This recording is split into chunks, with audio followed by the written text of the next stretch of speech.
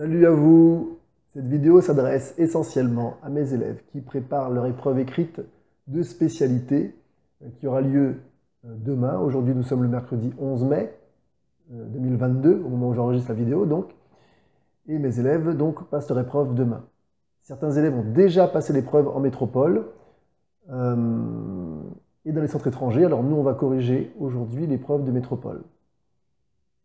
Donc c'est une épreuve qui a eu lieu aujourd'hui, et nous avec le décalage horaire, donc il est tôt alors que les élèves ont déjà fini.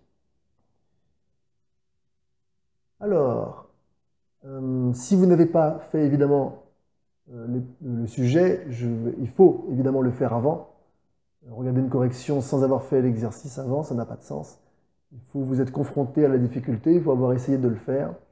Et puis, si vous avez fini, vous pouvez regarder la vidéo. Sinon, mettez la vidéo en pause, allez le faire. Vous pouvez le télécharger sur le site sujet de bac, .fr, je crois, je ne suis pas sûr. Enfin, je mettrai un lien sous la vidéo. Et ensuite, vous revenez, vous regardez la correction. Pour ceux qui l'ont fait, pour celles et ceux qui l'ont fait, on y va. Donc, c'était l'épreuve de ce matin. Hop. Alors, l'épreuve dure 4 heures. Petite information. Vous avez bien le mode examen actif. Bon, ça, normalement, les élèves le savent. Et il y a 4 exercices dans le sujet. Vous devez en faire 3 parmi les 4. D'accord? Et, d'accord? Nous, on va corriger les 4. Alors, je risque de faire une vidéo en 2 parties. Vous remarquez que chaque exercice noté sur 7 points, qui sera ramené à 20, et oui, puisque 3 x 7, 21. Il est donc possible pour un élève d'avoir 21 sur 20, s'il réussit les 3 exercices, même si ce sera ramené à 20. Voici le défi absolu, essayer d'obtenir 21 sur 20. Alors mes élèves comprendront la référence, c'est ce que je leur demande tout le temps. On y va, on va commencer la correction de l'exercice 1. Donc, le thème abordé, vous voyez, fonction exponentielle et suite.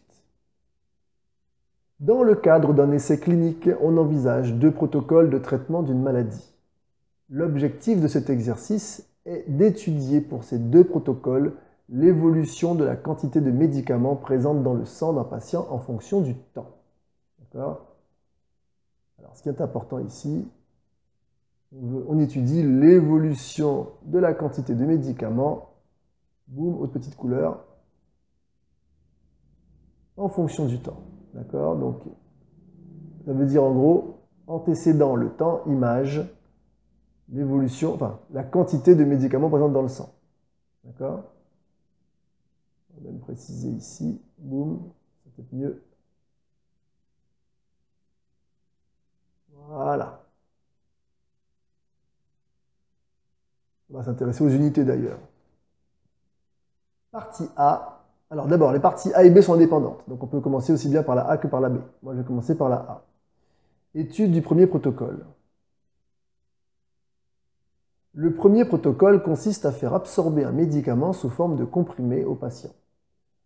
On modélise la quantité de médicaments présente dans le sang du patient, exprimée en milligrammes par la fonction petit f, définie sur l'intervalle fermé 0,10 par f de t est égal à 3t, e exposant moins 0,5t plus 1, où t désigne le temps, ce que j'avais dit tout à l'heure, vous voyez, t c'est le temps, c'est l'antécédent, exprimé en heures, vous voyez l'unité, je vous avais dit qu'on s'intéresserait à l'unité, en heures, écoulée depuis la prise du comprimé. Premièrement, petit a. On admet que la fonction f est dérivable. Alors ça c'est important, parce qu'on en aura besoin plus tard. Sur l'intervalle 0,10 évidemment. Et on note f', sa fonction dérivée. Montrer que pour tout nombre réel t de l'intervalle 0,10, on a f' de t est égal à 3 facteurs de moins 0,5t plus 1, le tout facteur de e exposant moins 0,5t plus 1. Alors, c'est parti. On a f de t qui est égal à 3t E exposant moins 0,5t plus 1. C'est évidemment un produit de facteurs. J'ai un produit de 3 facteurs, le facteur 3, le facteur t, le facteur E exposant moins 0,5t plus 1. Nous savons que lorsqu'on a une fonction de la forme donc k fois u, k étant une constante, la dérivée de k fois u, c'est k fois u'. Donc la dérivée de ça, c'est 3 fois, hop, la dérivée de t, e exposant moins 0,5t plus 1. D'accord? Et maintenant, t, e exposant moins 0,5t plus 1 est de la forme u fois v, parce que là, je n'ai pas de constante ici. Et la dérivée de u fois v, c'est u'v plus u fois v'. On y va. On a donc f' de t qui est égal à 3 facteurs de, je vais mettre des crochets. Alors, la dérivée de t fois e exposant moins 0,5t plus 1 plus t fois la dérivée de e exposant moins 0,5t plus 1. Et voilà. On continue. La dérivée de t, c'est 1. 1 fois e exposant moins 0,5t plus 1, ça fait e exposant moins 0,5t plus 1. Plus t fois, alors la dérivée de, on sait que la dérivée, je mets à part, de e exposant u étant une fonction, alors u de x si vous préférez, ça fait u' de x fois e de u de x. On applique. Donc ça va me donner la dérivée de moins 0,5t plus 1 fois e de moins 0,5t plus 1. On obtient donc 3 facteurs de e exposant moins 0,5t plus 1. Alors, la dérivée de moins 0,5t plus 1 fait évidemment moins 0,5. Donc, on va peut-être le mettre en une fois. Moins 0,5 fois ce t-là qui est resté, fois e exposant moins 0,5t plus 1. Je peux factoriser ici par e de moins 0,5t plus 1, facteur de 1 moins 0,5t. Alors là, je peux mettre des parenthèses, pour le coup, besoin de crochet.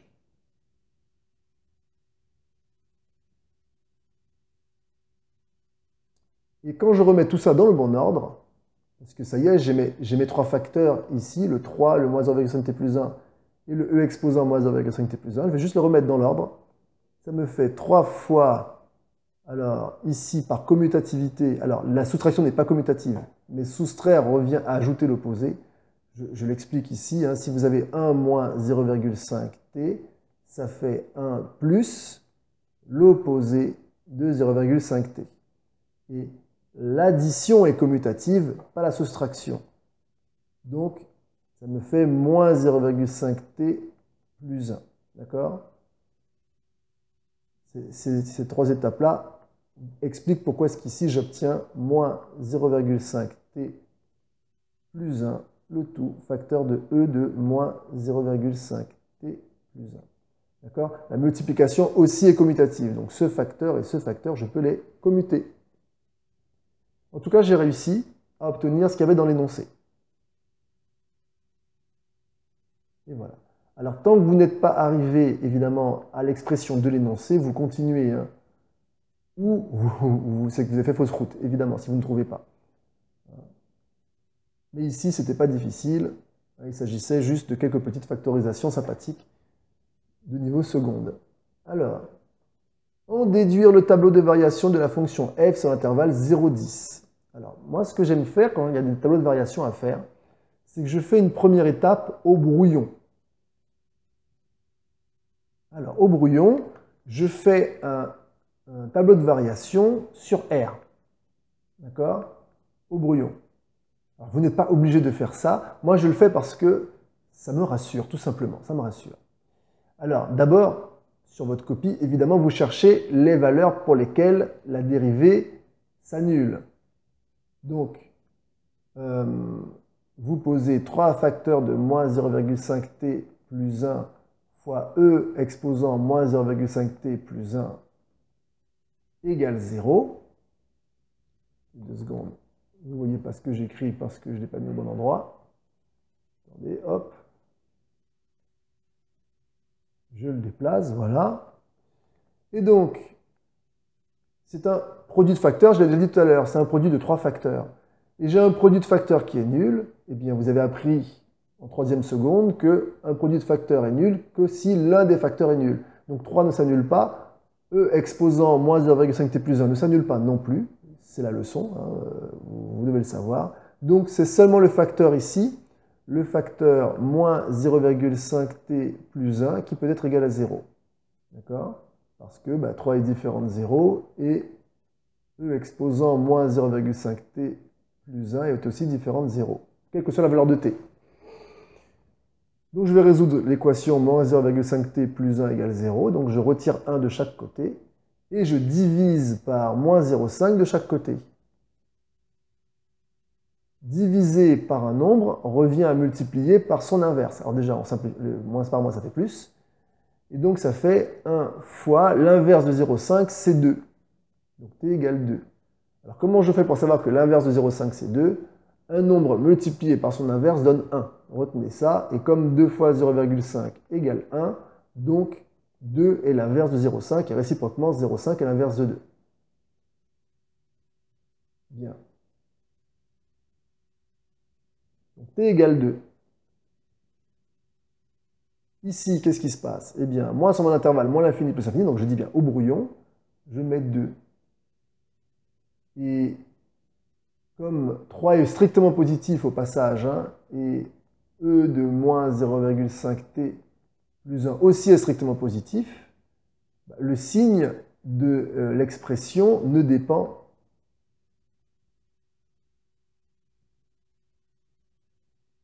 donc, le signe de f' ne dépend que du facteur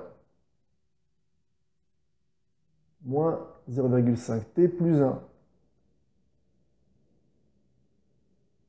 Alors ici, dans mon brouillon, donc hop, je ne m'embête pas.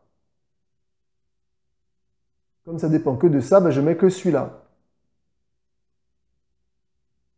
Hop. Et hop. Là, j'ai f de t. Ça s'annule ici, on est d'accord. Quand t est plus petit que 2, donc toutes les valeurs de l'intervalle moins l'infini 2 sont toutes les valeurs qui sont plus petites que 2. Eh bien, quelle que soit la valeur que je prends là-dedans, si je remplace, ça va me donner un résultat positif. Regardez, prenons par exemple moins 3. Moins 0,5, alors peut-être pas moins 3, moins 4 on va dire. Moins 0,5 fois moins 4, ça fait 2. 2 plus 1, ça fait 3. 3 est positif. Effectivement, quand t est plus petit que 2, moins 0,5t plus 1 est positif.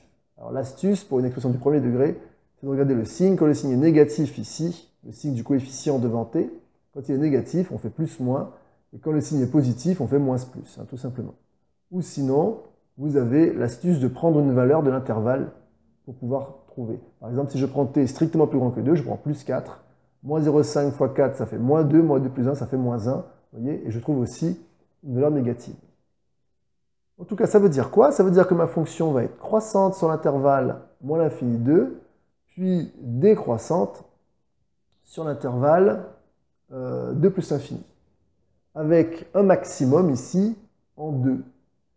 Alors, quelle est l'image de 2 par la fonction f? On va la calculer. On me dit que, alors f de t, c'est 3te, alors voilà, ok. Donc, f de 2, c'est 3 fois 2 fois e exposant moins 0,5 fois 2 plus 1. D'accord? Juste remplacer t par 2. 3 fois 2, ça fait 6.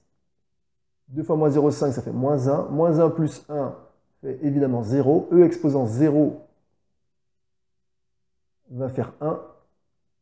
Et donc ici, on a un maximum en 6. Alors Par contre, cette partie-là, elle n'est pas sur la partie brouillon, elle est sur votre copie. D'ailleurs, au passage, la partie brouillon est terminée. Hop. Vous voyez, je mets là comme ça. Hop.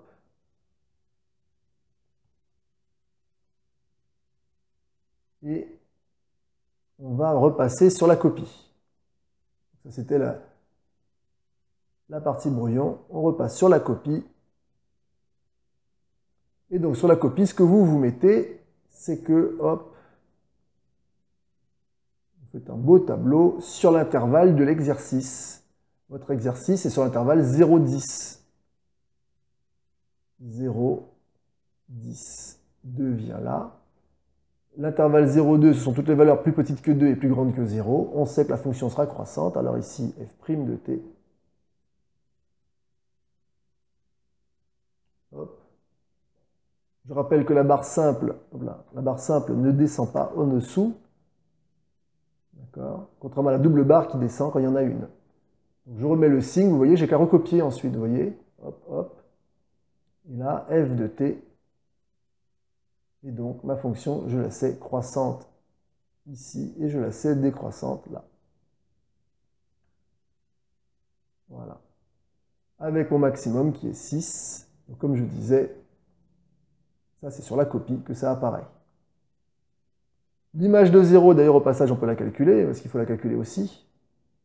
Mais l'image de 0 fera évidemment 0, puisque je vais faire 3 fois 0 fois e exposant moins 0,5 fois 0 plus 1. Bon, ben, vous avez un produit de 3 facteurs dont l'un est 0. On l'a dit tout à l'heure, hein, ça s'annule. Et l'image de 10, c'est 3 fois 10 fois e exposant moins 0,5 fois 10 plus 1. Alors, moins 0,5 fois 10, ça fait évidemment moins 5, plus 1, ça fait moins 4. Donc, on trouve 30 e exposant moins 4, qu'on peut aussi écrire 30 sur e exposant 4.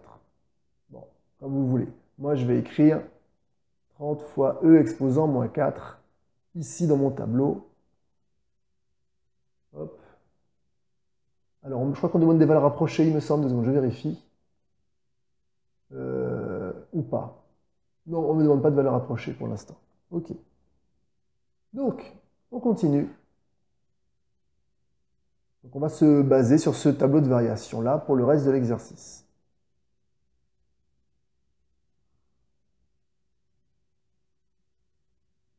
Hop, je fais de la place.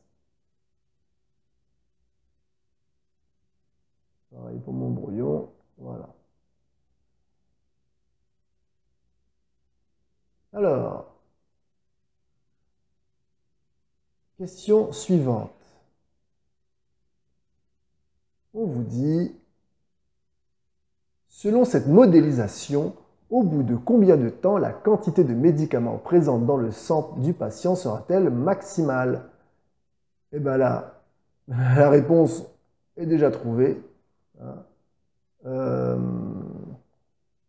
Ceux qui ont la référence comprendront la présenterie.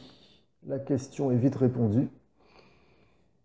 Et donc ici, t égale 2, on a un maximum, d'accord? On obtient la valeur maximum à t égale 2. Donc ici, on sait que le temps est en heures, on l'a dit tout à l'heure. Donc au bout de 2 heures.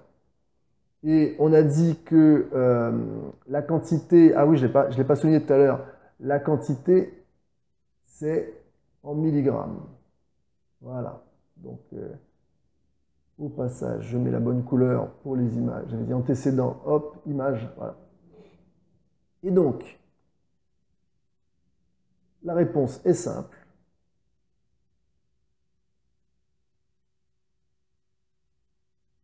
La quantité de médicaments présents dans le sang sera maximale au bout de... Il faut mettre toute la phrase normalement. Je mets juste, vous voyez, je reprends le début là. La quantité de médicaments présents dans le sang du patient sera maximale au bout de 2 heures.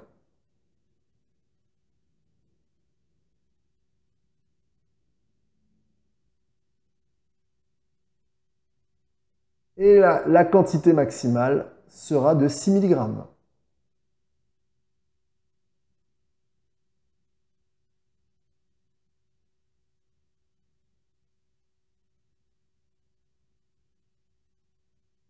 Et voilà. D'accord? C'est important les unités. Bien. On continue. Deuxièmement, petit a, montrer que l'équation f de t égale 5 admet une unique solution sur l'intervalle 0,2 noté alpha. Alors là, tout de suite, on va se servir du théorème des valeurs intermédiaires, ou plutôt de son corollaire. On y va. Comment on va faire ça? Eh bien, pour utiliser le théorème des valeurs intermédiaires, il faut déjà montrer que la fonction est continue sur l'intervalle. Ça tombe bien, on nous donne une information capitale dès le début que j'ai mise en vert. On vous dit, on admet que la fonction est dérivable sur l'intervalle 0,10. Si elle est dérivable, c'est qu'elle est continue. Étape 1, la fonction. Donc on a la question de petit a, c'est ça? Oui, voilà. À la question de petit a, la fonction f est dérivable sur l'intervalle 0,10. Donc, f est continue sur l'intervalle 0,10. Et comme l'intervalle 0,2 est inclus dans l'intervalle 0,10, alors f est continue sur l'intervalle 0,2. Voilà. Étape 2, il faut montrer que 5 appartient à l'intervalle ici f de 0, f de 2. Alors la fonction est croissante, et c'est vrai. Alors, 2 secondes, là j'ai mis la conclusion. 2 secondes. Hop, on va quand même calculer, on va juste dire que l'image de 0, c'est 0, et l'image de 2, c'est 6. Et donc oui, 5 appartient à l'intervalle 0,6, d'où 5 appartient à l'intervalle f de 0, f de 2. Alors d'après ces deux conditions-là, vous avez une fonction continue ici. Donc ici, il part de 0 et qui arrive jusqu'à 6, elle est continue, c'est-à-dire qu'à ce niveau-là, on n'utilise pas le fait qu'elle est croissante. Le théorème des valeurs intermédiaires nous dit qu'il y a au moins une solution à l'équation f de t égale 5. Au moins une. Et je vais rajouter une troisième condition. De plus, f est strictement croissante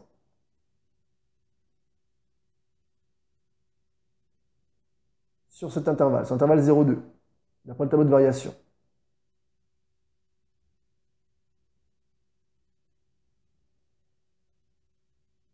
Et là, maintenant, cette troisième condition me permet d'utiliser le corollaire du théorème des valeurs intermédiaires. D'après le corollaire du théorème des valeurs intermédiaires,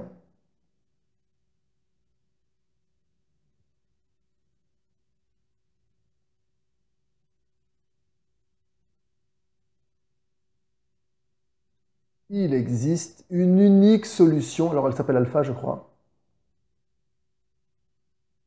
une unique solution alpha à l'équation f de t égale 5, mais je précise vraiment, sur l'intervalle 0,2. Voilà. D'accord? Là, on a travaillé que sur l'intervalle 0,2.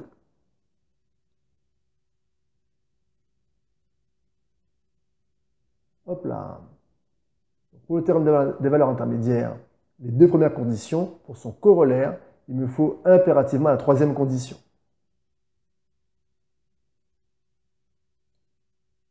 On continue. admet... Alors oui, on donnera une valeur approchée, pardon, à 10 moins 2 près de cette valeur alpha.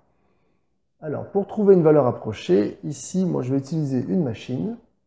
Donc, tout simplement, mon ordinateur, puisque je travaille avec mon ordinateur. Et je vais utiliser mon tableur. Alors, par contre, tableur que vous ne verrez pas à l'écran, tout simplement parce que je n'ai pas programmé pour qu'il apparaisse.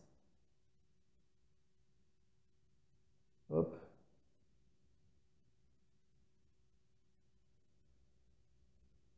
Voilà.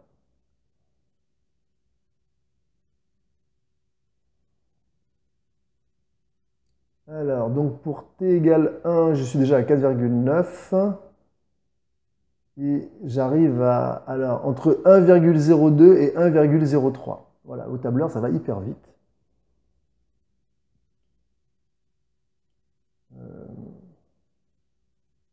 Voilà. 1,02 et 1,03.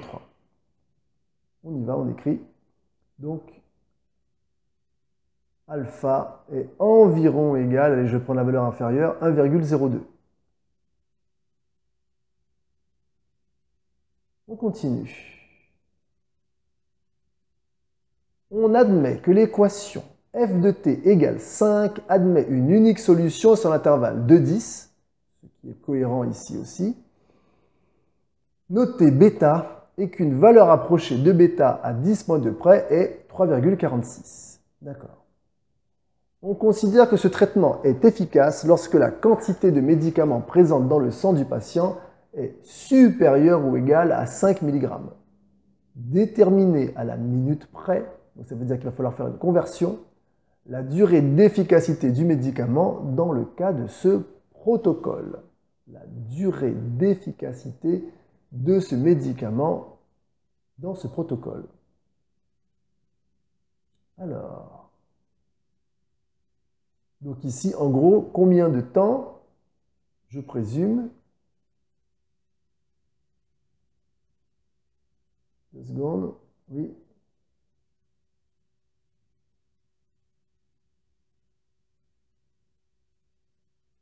Oui, voilà, c'est ça. Il est efficace. Voilà, c'est le mot que je cherchais. Il est efficace. Donc, ça veut dire quoi? Ça veut dire qu'à partir d'un moment, on va atteindre 5 mg. Et au bout de combien de temps on va avoir une quantité inférieure à 5 mg. D'accord? Donc, en gros, l'idée, je présume, c'est de trouver l'intervalle de temps pour lequel ça reste à 5 mg minimum. Et bien alors, c'est simple. En gros, f de t est supérieur ou égal à 5. On veut savoir toutes les valeurs ici de t, telles que f de t est supérieur ou égal à 5. C'est parti. On va résoudre cette inéquation. Donc on a 3t e exposant moins 0,5t plus 1 qui doit être supérieur à 5. Et ça tombe bien parce que nous savons qu'il existe une valeur alpha ici, telle que f de t égale 5, et qu'il existe une valeur bêta ici, telle que aussi f de t égale 5. Et nous savons également que sur l'intervalle alpha-bêta, eh bien, la fonction est croissante jusqu'à 6, puis décroissante jusqu'à 5. Ben, c'est réglé. Mon intervalle de temps, ma solution, c'est l'intervalle alpha-bêta. Tout simplement. Et donc, ici, on va donner une valeur approchée de la durée entre alpha et bêta. Eh bien, on va faire tout simplement bêta moins alpha. La durée d'efficacité. Je vais écrire. La durée d'efficacité de ce médicament. Médicament ou traitement? J'ai dit médicament, mais c'est traitement ou médicament? Traitement, pardon, de ce traitement. Hop.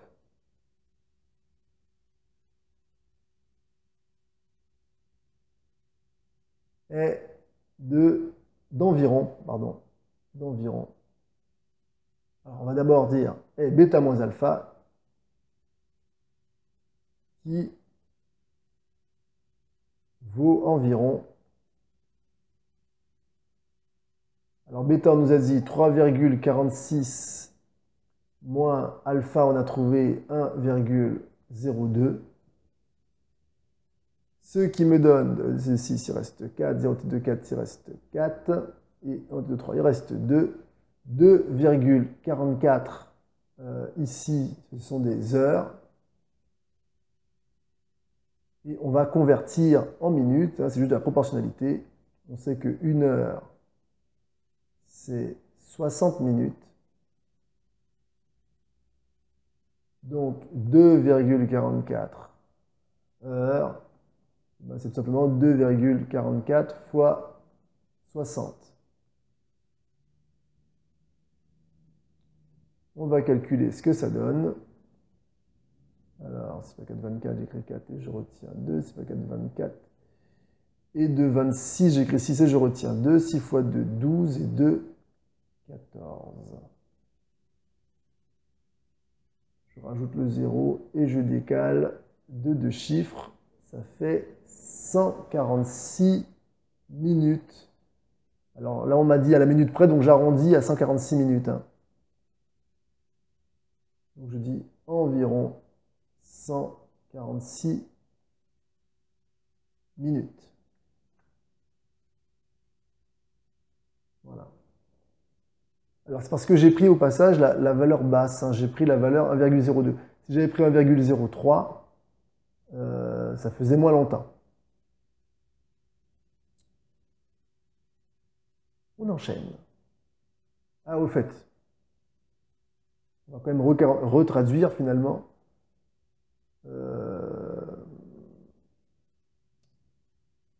C'est-à-dire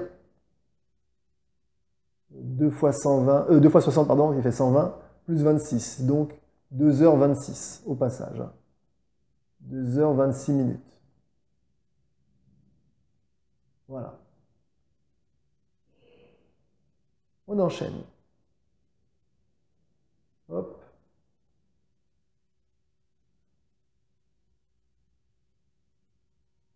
On passe à la question suivante. Donc, qui me dit, hop,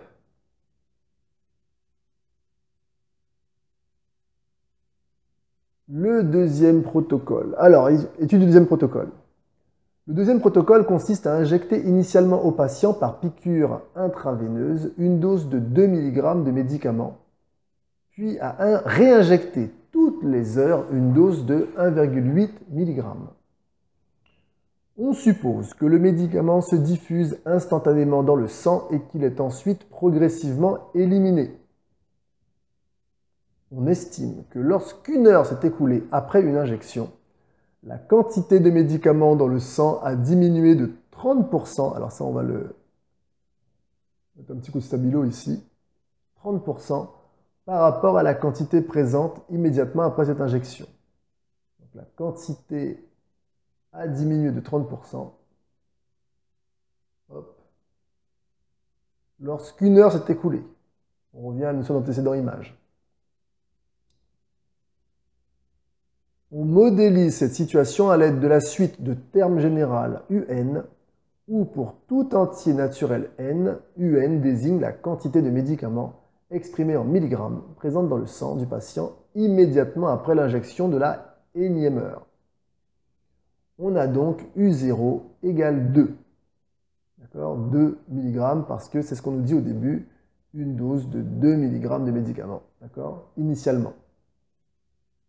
Et donc, toutes les heures, on réinjecte 1,8 mg.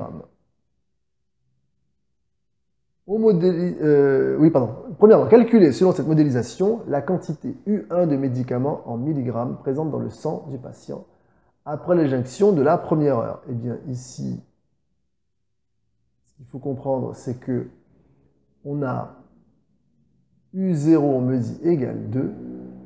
On me dit surtout que la quantité au bout d'une heure écoulée diminue de 30%. Donc une diminution de 30%, on se rappelle, programme de seconde, diminution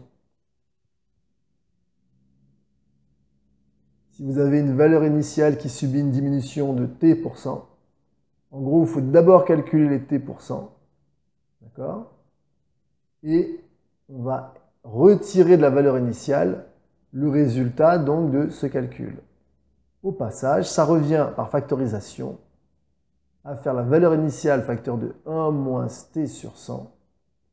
Et ce 1 moins t sur 100, c'est ce qu'on appelle le coefficient multiplicateur. D'accord? De diminution pour le coup ici. Et donc, on va faire ma valeur initiale fois, alors en 2 secondes, on va faire en 2 temps. On va poser U0 fois mon coefficient multiplicateur de 1 moins 30 sur 100. D'une part, ça c'est pour évaluer la diminution de la quantité de médicaments dans le sang. Et ensuite, on va rajouter, on vous dit, une dose de 1,8 mg.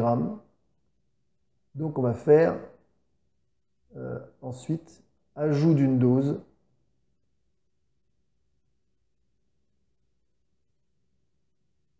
de 1,8 mg. Donc U1 sera notre U0 facteur de... Alors 1 moins 30 sur 100, ça fait... on met au même dénominateur, ça fait 100 moins 30, ça fait 70 sur 100. Ça fait... Allez, on va écrire 70 sur 100 déjà. On va mettre au même dénominateur. Plus 1,8. On peut également écrire tout simplement 7 sur 10. 7 dixièmes fois U0 plus 1,8. Allez, 18 dixièmes qui fait 9 cinquièmes. Mais bon, on va laisser 18 dixièmes, tiens, juste pour la forme. On a donc, ah, quoique, non, comme U0 c'est 2, ça m'arrange finalement 9 cinquièmes. Ça me donne 7 fois 2 sur 2 fois 5 plus 9 sur 5. On simplifie par 2. Alors, vous remarquez que ici, je préfère travailler avec des valeurs fractionnaires. 9 et 7, 16. Ça me fait donc 16 cinquièmes. Ça, c'est la valeur fractionnaire irréductible. Et on va avoir 3,2 mg. Donc U1, c'est 3,2.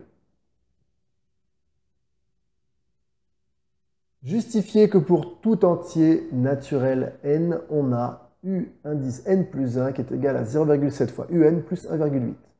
C'est exactement ce que je disais tout à l'heure. Pour une heure n, pardon, pour une heure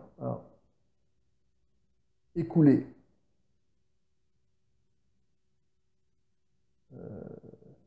alors 2 secondes, en partant d'une heure n, voilà, on va dire ça.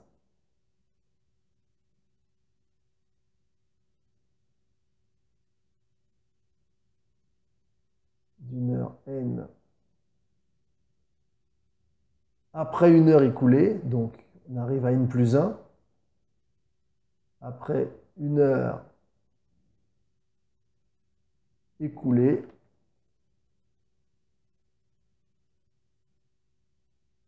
donc je mets entre parenthèses la n plus unième heure.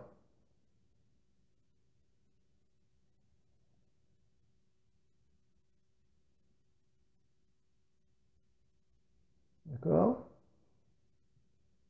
Eh bien,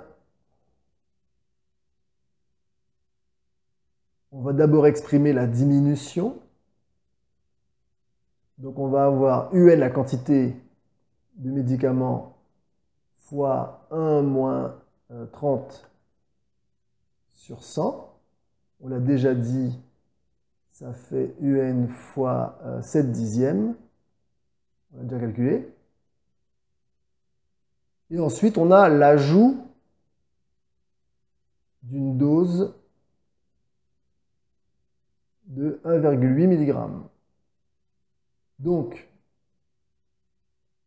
UN plus 1, ça veut dire la quantité à la n plus unième heure, sera égale à 7 dixièmes fois la quantité à la énième heure, plus 1,8. Alors 7 dixièmes, ça fait 0,7. Au passage, 0,7 UN plus 1,8. Et voilà. On a fini la question 2. On passe à la page 3.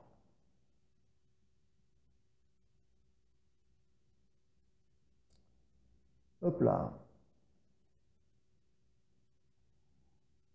Troisièmement, petit a, montrer par récurrence que pour tout entier naturel n, on a un est inférieur à un plus 1 qui est inférieur à 6.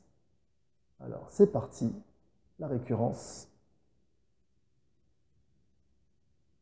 Ma proposition que je veux montrer, c'est que un est inférieur ou égal à un plus 1 qui est inférieur ou égal à 6. Alors, sachant que je reprends mon expression, un plus 1 égale 0,7 un plus 1,8. Initialisation.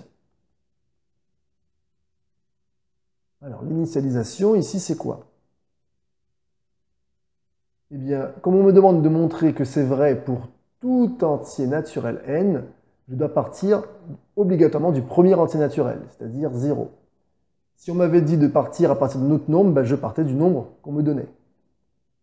Donc, pour n égale 0, j'ai U0, on l'a dit, qui est égal à 2. U1, on l'a calculé, est égal à 3,2. On a bien 2 inférieur à 3,2, lui-même inférieur à 6. Donc, en conclusion, j'ai bien U0 inférieur à U1 inférieur à 6. J'insiste sur cet ordre-là en particulier. Nous passons à l'hérédité. Supposons qu'il existe un entier. Alors vous pouvez l'appeler n ou vous pouvez l'appeler k, moi je l'appelle n. Naturel d'ailleurs au passage, un entier naturel n, tel que ma propriété est vraie, c'est-à-dire un est inférieur à un plus 1 est inférieur à 6.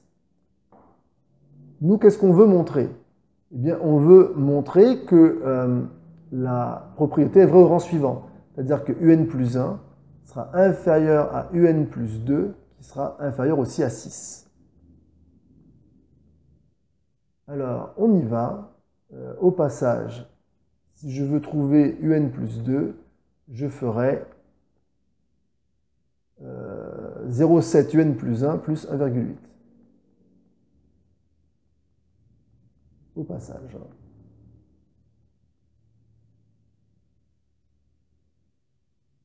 Donc, comment est-ce qu'on va réussir à démontrer ça? Alors, il y a plusieurs façons de faire. Je vais juste revenir sur la page précédente, voir si on ne me donne pas tout simplement un petit indice supplémentaire, mais sinon, ok. Alors, c'est très simple. Quand vous voulez comparer deux valeurs, eh bien, il y a plusieurs façons. La méthode que je préfère, c'est tout simplement de trouver le signe de la différence. C'est une méthode, c'est la méthode la plus commune. Ici, on va faire un truc un peu plus classe, on va dire. On va poser donc h, une fonction définie sur l'intervalle, sur R de toute façon, tel que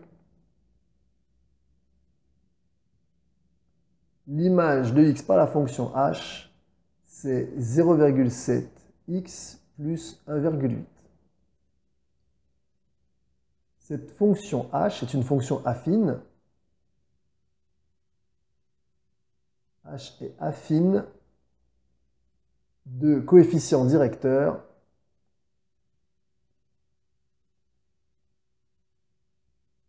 « 0,7. Donc, h est croissante.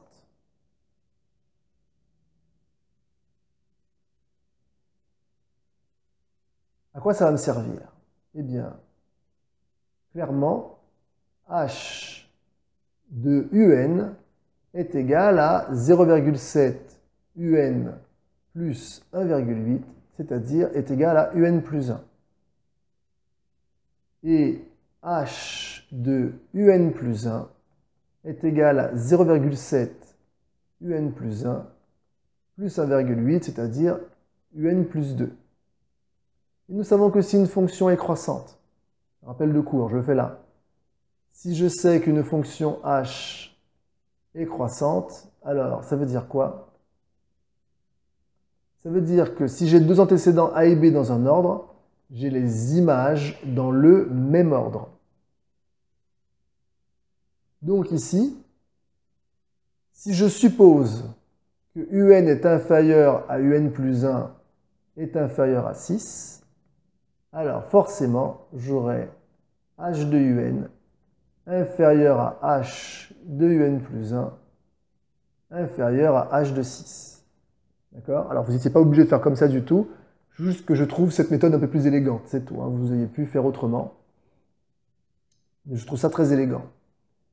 Et donc, h de un, on l'a dit, c'est un plus 1. h de un plus 1, c'est un plus 2. Et h de 6, eh bien on va calculer, ça fait 0,7 fois 6 plus 1,8. Et donc, 4,2 plus 1,8, ça fait 6 pour le coup. Ça fait tout pile 6. Et voilà, la propriété est héréditaire. D'accord? Alors, comme je l'ai dit, on n'était pas du tout obligé de faire comme ça, c'est juste que je trouve ça classe. Vous auriez pu faire directement, hein, partir de un inférieur à n plus 1 inférieur à 6, tout multiplier par 0,7, puis ajouter 1,8, c'est un peu plus classique. D'accord? Pour le coup, c'était trop classique. J'avais juste envie de vous montrer qu'on pouvait parfois utiliser donc une méthode un peu plus élégante. Donc je disais maintenant la conclusion.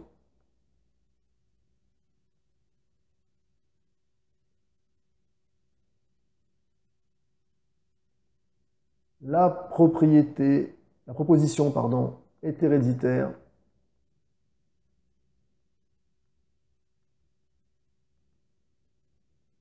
Est vrai pour n égale 0.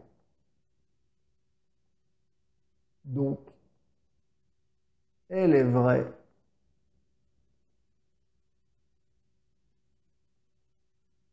pour tout entier naturel n. Et voilà, c'est réglé.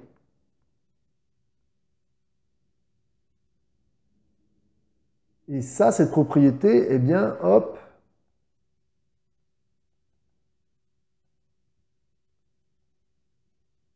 elle a plusieurs avantages. On regarde la question d'ailleurs petit b. En déduire que la suite de termes général un est convergente, eh bien, c'est pratiquement ce qu'on a déjà fait. Pourquoi? Parce que nous venons de montrer à l'instant que nous venons de montrer que pour tout entier naturel n, c'est ça qui est important, que l'on a un inférieur à un plus 1. Ça, c'est suffisant pour dire que la suite de termes général un est croissante. Donc, d'où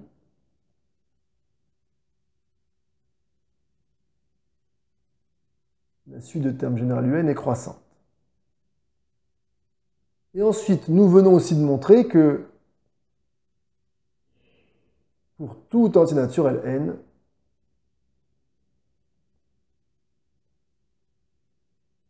eh bien, tout simplement, un est inférieur à 6. Donc, d'où la suite de termes général un est majorée par 6. Et nous savons qu'une suite croissante et majorée est forcément convergente. Donc là, je mets donc un converge. Alors vers quelle valeur, je ne sais pas, mais au moins un converge. Voilà.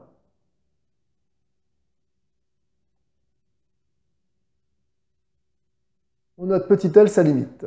petit c, déterminer la valeur de petit l. Alors, c'est parti.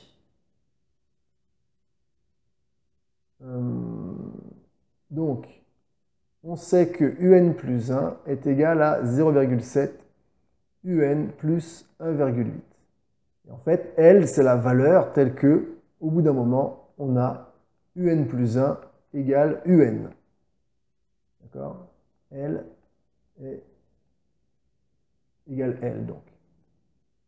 Et la valeur telle que un plus 1 égale L. D'accord? Donc, on va avoir L égale 0,7 L plus 1,8. On met tout du même côté. L moins 0,7 L est égal à 1,8. Ce qui me donne 1 moins 0,7 L égale 1,8. C'est-à-dire 0,3 L égale 1,8. Donc L égale 1,8 divisé par 0,3. Si vous préférez, ça vous fait 3 fois 6 fois 10 puissance moins 1 sur 3 fois 10 puissance moins 1. On simplifie par 3, on simplifie par 10 puissance moins 1. Ça fait 6. Donc 6 est la limite. Et voilà. L égale 6. La suite de termes général un converge vers 6. Ou si vous préférez, la limite quand n tend vers plus l'infini de un est 6. Bien.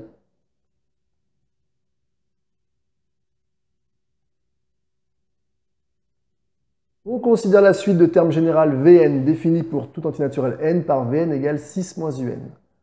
Petit a montré que la suite de termes général Vn est une suite géométrique de raison 0,7 dont on précisera le premier terme. On y va. Pour prouver qu'une suite est géométrique, on cherche Vn plus 1, qui fait 6 moins un plus 1, c'est-à-dire 6 moins 0,7 un plus 1,8, c'est-à-dire 6 moins 0,7 un moins 1,8. Alors, 6 moins 1,8, hop, ut de 10, il reste 2, ut de 6, il reste 4, ça fait 4,2. Je trouve donc 4,2 moins 0,7 un. Or, 4,2, c'est 6 fois 0,7. Moins 0,7 un. Et donc, je factorise par 0,7, facteur de 6 moins un, c'est-à-dire 0,7 Vn. Une fois que vous avez montré que pour tout entier naturel n, alors je n'ai pas écrit, pour tout entier naturel n, une fois que vous avez montré que vous avez ça, alors la suite de termes général Vn est géométrique.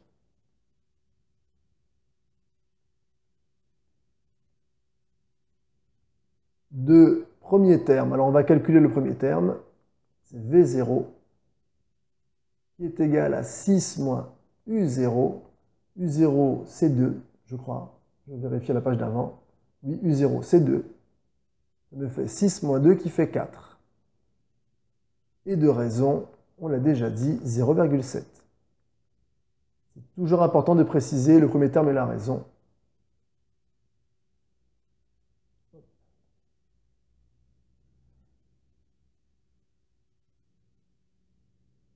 Petit b, déterminer l'expression de Vn en fonction de n, puis de un en fonction de n.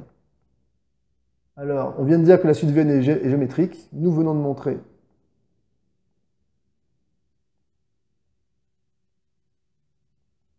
que la suite de termes général Vn est géométrique.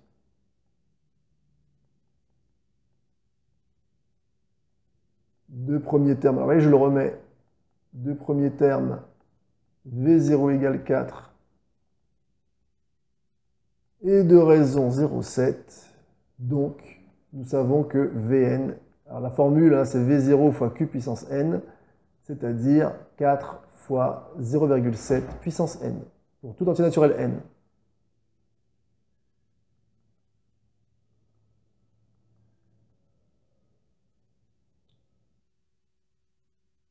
On passe à la question... Ah oui, non, maintenant, on va en déduire UN, évidemment. Alors, on va en déduire UN. On me dit que Vn, c'est 6 moins UN. Je fais donc passer de l'autre côté, et j'ai donc UN égale 6 moins Vn, c'est-à-dire 6 moins 4 fois 0,7 puissance n. Et voilà, j'ai UN aussi.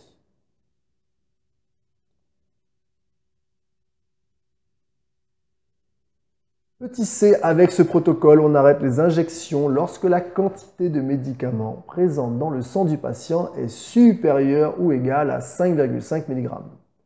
Déterminer en détaillant les calculs le nombre d'injections réalisées en appliquant ce protocole. Donc ici, on se rappelle que la quantité de médicaments est UN, d'accord, la suite UN est la quantité de médicaments. Donc il faut savoir à quel moment UN est supérieur ou égal à 5,5.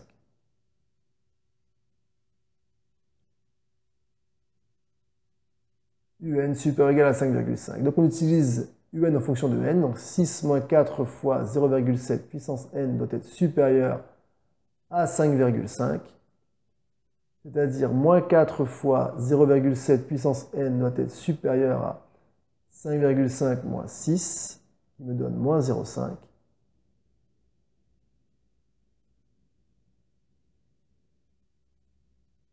On va diviser de chaque côté par moins 4, et donc on va changer le sens de l'inégalité. On va faire plus. Alors, ça me fait... Alors, 0,5, c'est 1 demi. 1 demi divisé par 4, ça fait 1 huitième. Divisé par un nombre, on vient multiplier par son inverse. Donc, ça fait 1 demi fois 1 quart qui fait 1 huitième. Ensuite, on passe au log. La fonction log étant croissante, pour les mêmes raisons qu'on évoquait tout à l'heure. L'image de 0,7 puissance n par la fonction log sera donc inférieure à l'image de 1 huitième, qui au passage fait moins log de 8. C'est-à-dire n fois log de 0,7 est inférieur à moins log de 8. Et je vais diviser de chaque côté par log de 0,7, qui est un nombre négatif, puisque 0,7 est plus petit que 1.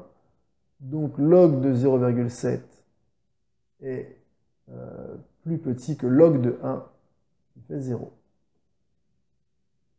Donc je rechange le sens de l'inégalité, et j'obtiens donc moins log de 8 sur log de 0,7.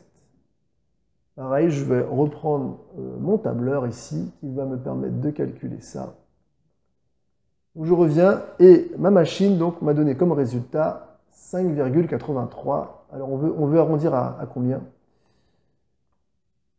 On veut arrondir à... Ah oui, non, on veut le nombre d'injections. Oui, d'accord, donc à l'unité, donc ici. Donc qui est environ 5,83. Alors ça veut dire quoi? Ça veut dire que si je dépasse 5, si j'arrive à 6 injections, UN sera donc supérieur à 5,5. Or, moi, ce qu'on me dit, c'est que je veux arrêter les injections dès que cette quantité de médicament est supérieure ou égale à 5,5. Donc ici, c'est à la 6e injection que j'arrête. À la 5e, j'ai toujours pas assez. Dès que j'arrive à la 6e injection, je vais dépasser 5,5 et donc on arrête les injections. Donc, n égale 6. D'accord, à la 6e injection,